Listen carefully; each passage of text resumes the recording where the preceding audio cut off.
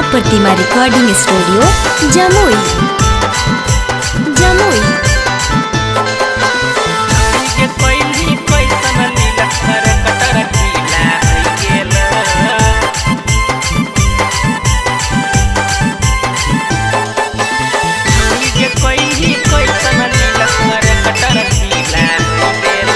छपल हो पेपर में सोर जम गीला हो गेलो, छपल हो पेपर में सोर जम गीला हो गेलो।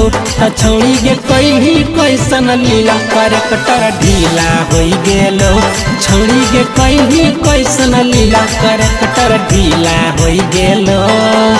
लाल छेलहु गाल कैसे पीला हो गेलो, लाल छेलहु गाल कैसे पीला हो गेलो। छौड़ी गे कैली कैसन लीला कर कटर ढीला हो गेलो, छौड़ी गे कैली कैसन लीला कर कटर ढीला हो गेलो, कर कटर ढीला हो गेलो।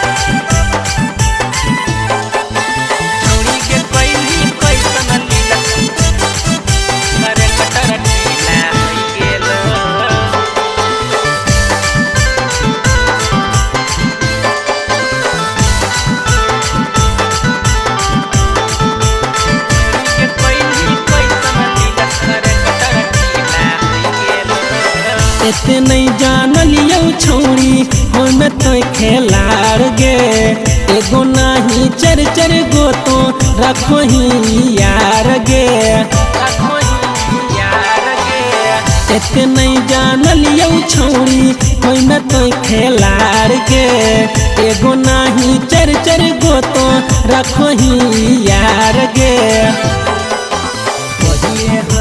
छोट तुम गीला हो गेलो, पहिले हाल छोट तुम गीला हो गेलो। छौड़ी गे कैली कैसन लीला कर कटर ढीला हो गेलो, छौड़ी गे कैली कैसन लीला कर कटर ढीला हो गेलो, कर कटर ढीला हो गेलो।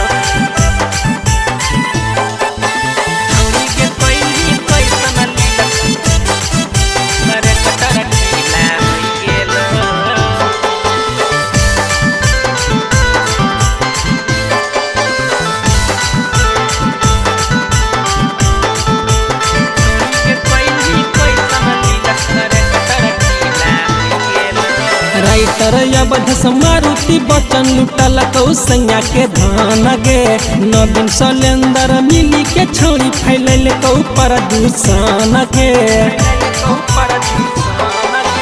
राइटर अवध मारुति बचन लुटल कौसैया के धान गे, नवीन सलेंदर मिली के छौड़ी फैलल कौ प्रदूषण गे। छतर के हाथी ऐसन दिला हो गेलो, छतर के हाथी ऐसन दिला हो गेलो। छौड़ी गे कैली कैसन लीला कर कटर ढीला हो गेलो, छौड़ी गे कैली कैसन लीला कर कटर ढीला हो गेलो।